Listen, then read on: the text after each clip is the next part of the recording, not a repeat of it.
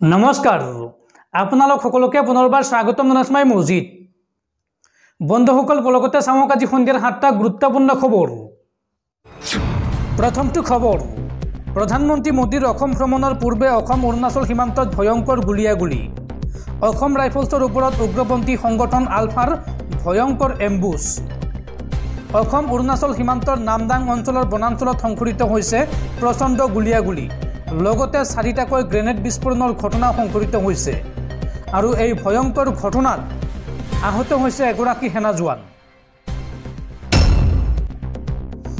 পৰৱৰ্তী খবৰ ঘোষণা কৰা হ'ল 2023 বৰ্ষৰ ইউপিএসসি পৰীক্ষাৰ ফলাফল আৰু এই তালিকাত এইবাৰ স্থান লাভ কৰিছে অসমৰ 4গৰাকী শিক্ষাৰ্থীয়ে এই তালিকাৰ 172 সংখ্যক স্থানত আছে অভিজ্ঞান হাজৰিকা 992 সংখ্যক স্থানত আছে কল্লোল হাজৰিকা 230 সংখ্যক স্থানত আছে ৰিকি লহকৰ প্ৰধান আৰু 552 সংখ্যক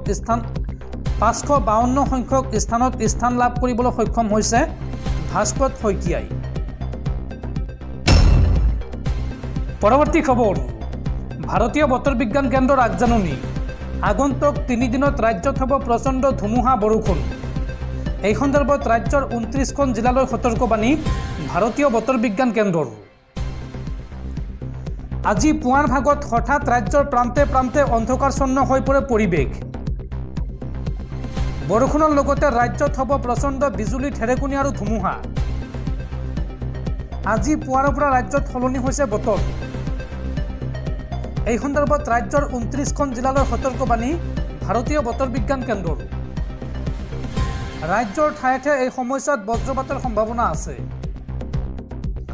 অহা 19 এপ্ৰিললৈকে এলাৰ্ট জাৰি কৰিছে বতৰ বিজ্ঞান কেন্দ্ৰই অসমৰ কোন কোন জিলাত এই সময়ছোৱাত বৰষুণ হ'ব চাওঁ আহক দক্ষিণ চালমাৰা ধুবুৰী কোকৰাঝাৰ চিৰাং বঙাইগাঁও বৰপেটা গোৱালপাৰা বাক্সা কামৰূপ নলবাৰী তামুলপুৰ কামৰূপ মেট্ৰ দৰং মৰিগাঁও পশ্চিম কাৰ্বি আংলং শোণিতপুৰ নগাঁও হোজাই বিশ্বনাথ কাৰ্বি আংলং গোলাঘাট যোৰহাট মাজুলী লখিমপুৰ শিৱসাগৰ ধেমাজি চৰাইদেউ ডিব্ৰুগড় আৰু লগতে তিনিচুকীয়াতো প্ৰবল বৃষ্টিপাতৰ সম্ভাৱনা আছে এই কথা জনাইছে ভাৰতীয় বতৰ বিজ্ঞান কেন্দ্ৰই বন্ধুসকল তাৰ পিছত 4 নম্বৰ খবৰটো জনোৱাৰ আগতে আপোনালৈ এটা সৰু ৰিকুৱেষ্ট যদি তেওঁলোকে এই ভিডিঅ'ত লাইক কৰা নাই তেন্তে প্লিজ এটা লাইক কৰি দিয়ক আৰু এনেকুৱা ধৰণৰ নতুন নতুন ভিডিঅ' পাবলৈ চেনেলটো সাবস্ক্ৰাইব কৰি কাষত থকা বেল আইকনটো প্ৰেছ কৰি ৰাখক পৰৱৰ্তী খবৰ বলিউড অভিনেতা সলমান খানৰ বাসগৃহৰ সন্মুখত গুলীচালনা কৰা দুজনক গ্ৰেপ্তাৰ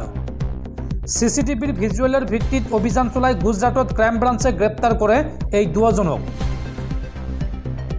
সলমান খানৰ বাসগৃহৰ সন্মুখত গুলীচালনা কৰা দুই যুৱকক গ্ৰেপ্তাৰ মুম্বাই ক্ৰাইম ব্ৰাঞ্চে গুজৰাটৰ পৰা গ্ৰেপ্তাৰ কৰে দুগৰাকীক সিসিটিভিৰ ভিজুৱেলৰ ভিত্তিত আৰক্ষীয়ে চলাইছিল অভিযান আৰু গ্ৰেপ্তাৰ হোৱা দুজনৰ নাম হৈছে ক্ৰমে বিকি গুপ্তা আৰু সাগৰ পাল আৰু দুয়োকে মুম্বাইলৈ আনি জেৰা চলাব ক্ৰাইম ব্ৰাঞ্চে উল্লেখযোগ্য যে দেওবাৰে পুৱাই 3 জাইকৈ গুলীচালনা কৰিছিল অভিনেতাগৰাকীৰ বাসগৃহৰ সন্মুখত বাইকত আহিছিল এই দুই দুৰ্বৃত্ত গুলীচালনাৰ সময়ত বাসগৃহৰ ভিতৰতে আছিল অভিনেতাগৰাকী আৰু এই আক্ৰমণ সন্দৰ্ভত পত্ৰ লিখি স্বীকাৰ কৰিছিল আক্ৰমণকাৰীয়ে এই আক্ৰমণ সলমান খানলৈ হেক ভাবুকি বুলি প্ৰকাশ কৰিছিল লৰেন্স বিষ্ণৰ গ্ৰুপে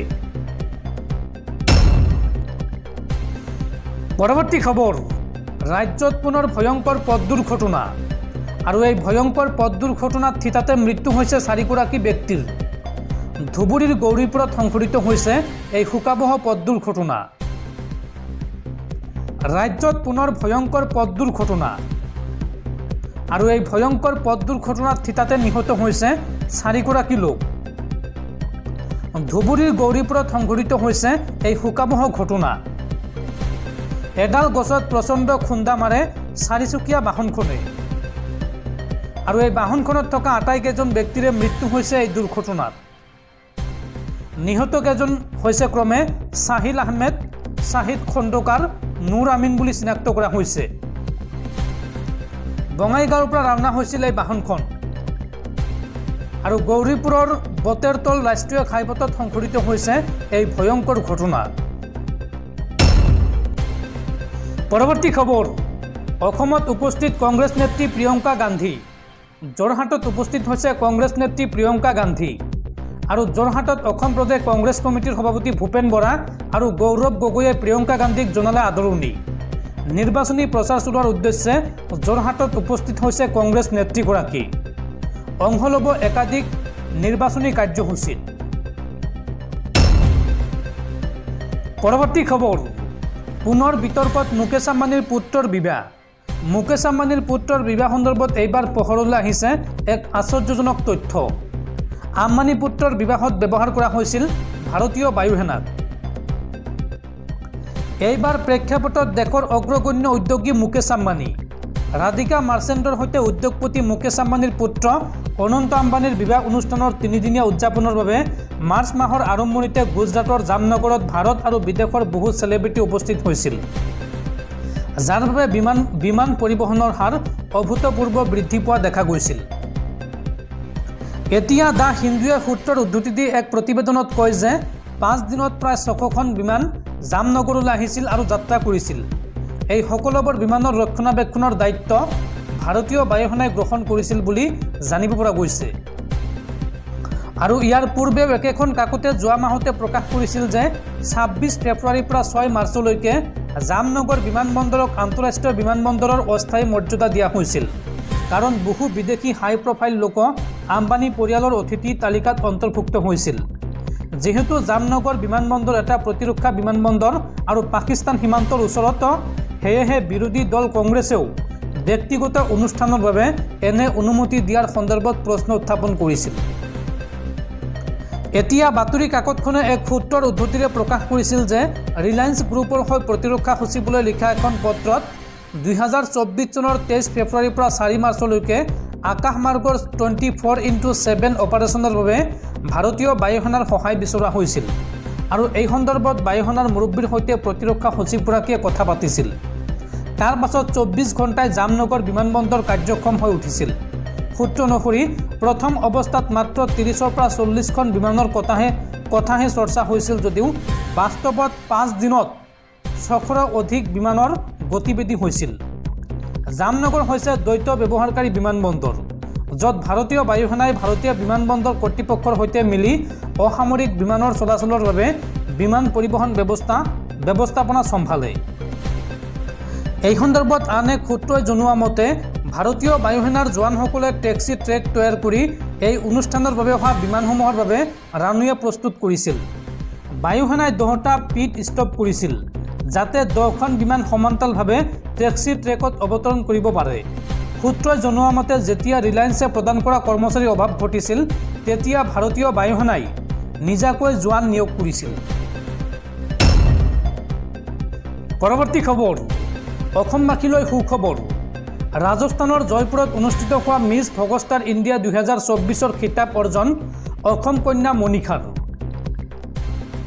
ৰঙালী বিহুৰ মাজতে অসমবাসীলৈ সুখবৰ। গুৱাহাটীৰ কন্যা মণিষা শৰ্মাই ৰাজ্যখনলৈ গৌৰৱ কঢ়িয়াই আনিবলৈ সক্ষম হৈছে।